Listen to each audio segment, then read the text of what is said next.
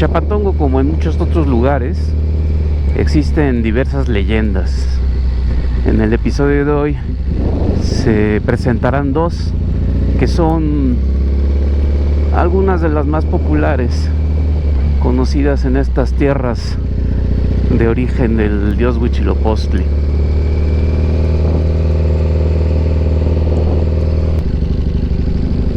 Haciendo uso del recurso del anime, se presentarán en ese formato las dos historias, las dos leyendas que dan contenido al episodio del día de hoy.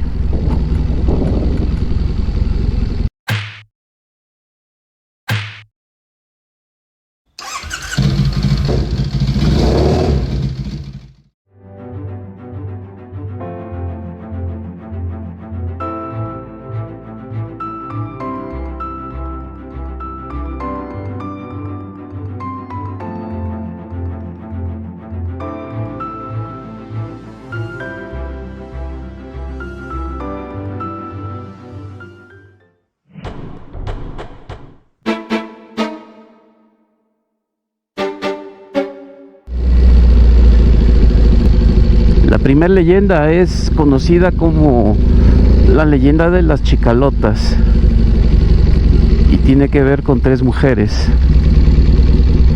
que vivían justo en esta casa que estamos viendo aquí, precisamente.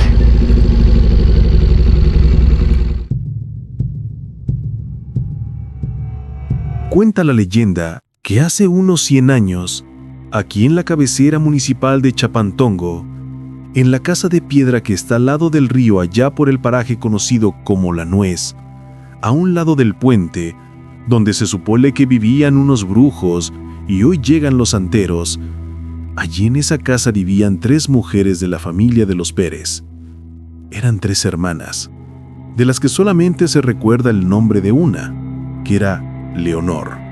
De las otras no hay más datos porque desde entonces y hasta el día de hoy, las 3 son mejor conocidas como las Chicalotas. Se dice que tenían ese sobrenombre debido a que frente a su casa crecían muchas plantas, conocidas en Chapantongo como chicalote, que es una planta silvestre con múltiples propiedades medicinales y agrícolas, pero que debe manejarse con mucho cuidado debido a su toxicidad, ya que contiene alcaloides que pueden resultar muy venenosos. También se dice que las 3 eran muy guapas, de piel muy blanca, muy rubias ellas.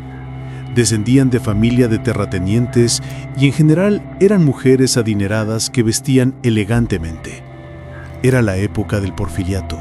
Parte de su casa había sido convertida en posada y ahí atendían a los arrieros que iban y venían de paso. La leyenda cuenta que les daban de comer, de beber, para luego seducirlos y ya con la mente no tan clara, los arrieros eran asesinados. Se cree que eran conocedoras expertas de las propiedades del chicalote, extrayendo sustancias y concentraciones exactas de esa planta para aprovechar sus propiedades químicas más mortales y de esa forma aplicar las dosis correctas en alimentos y bebidas de esos pobres arrieros. Una de las sustancias de esa planta sirve como sedante, así que de esa forma comenzaban a preparar a sus víctimas adormeciéndolas paulatinamente para que no sospecharan ni tuvieran esa sensación alarmante de que algo no está bien. Luego iban aumentando las dosis en cada nueva bebida hasta que la concentración de alcaloides era mortal. En cuanto el veneno del chicalote terminaba de hacer efecto y acababa con las vidas de los arrieros, se cuenta que las chicalotas solían deshacerse de los cuerpos, a veces enterrándolos ahí mismo en la posada, otras veces lanzándolos en una poza profunda del río y quién sabe de qué otras formas más. Lo que sí se sabe es que nadie encontró jamás esos cuerpos, y se especula que las chicalotas cometían esos crímenes para robar a los arrieros y de esa forma mantener su costoso estilo de vida. Se cuenta también que, pasados los años, la hermana mayor se casó y tuvo 2 hijos, Vicente y Antonio. Se dice que Antonio se involucró con una mujer casada y en una ocasión llegó inesperadamente el marido de esa mujer, encontrándola con Antonio. Así que, enceguecido por la ira, lo apuñaló. Pero Antonio logró sacarse el puñal y con esa misma arma, él le quitó la vida al marido. Para no desangrarse, Antonio se amarró un zarape alrededor de la herida y así fue como salvó su vida. Luego de eso, se fue de Chapantongo para nunca más volver. Tiempo después, su hermano Vicente vendió esa famosa casa de las Chicalotas y también se marchó del pueblo.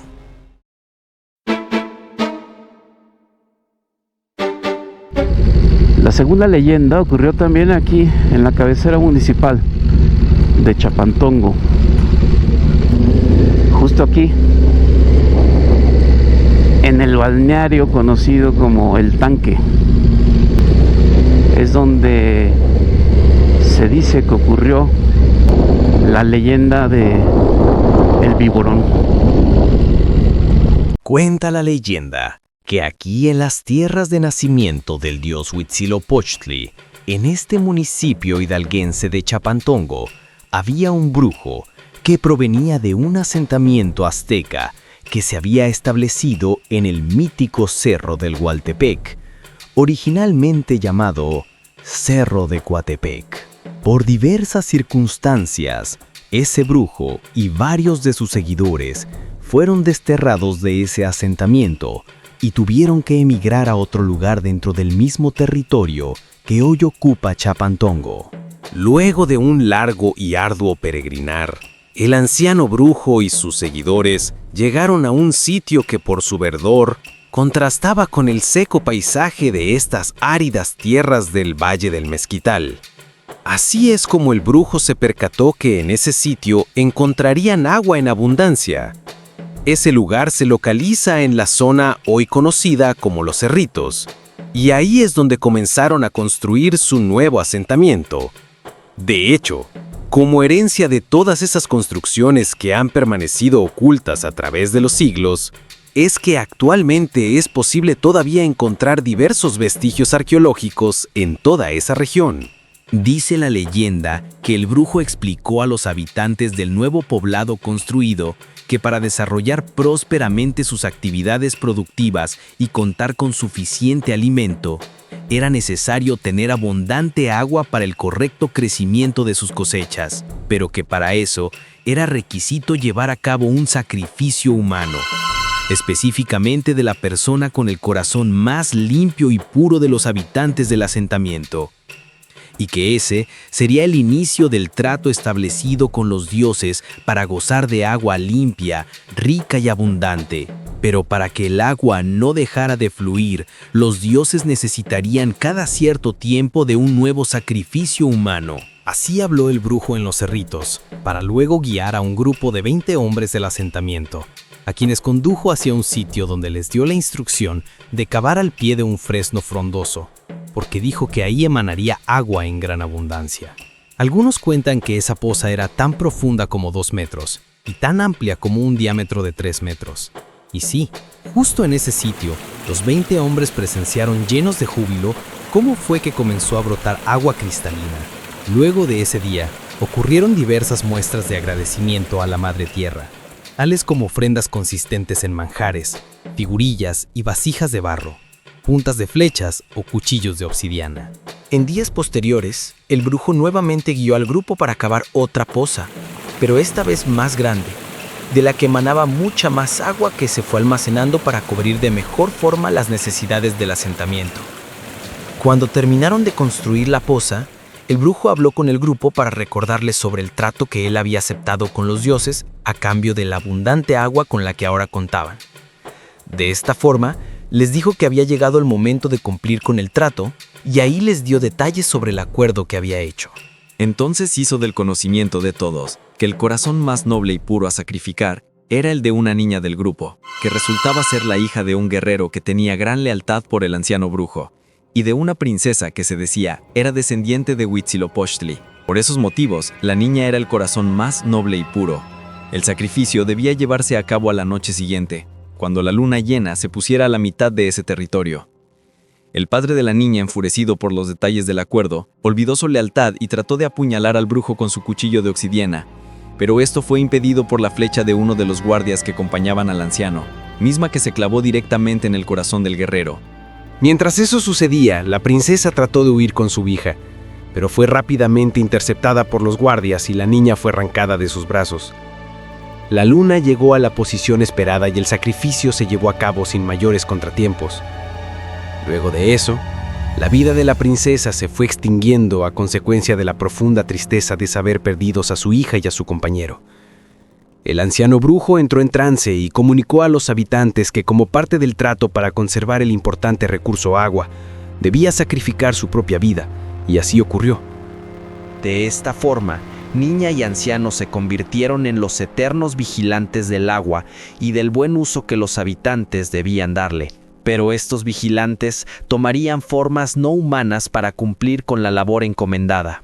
La niña se transformó en una enorme serpiente negra de agua y el anciano en un frondoso y fuerte ahuehuete, o sabino, como también se le conoce en Chapantongo.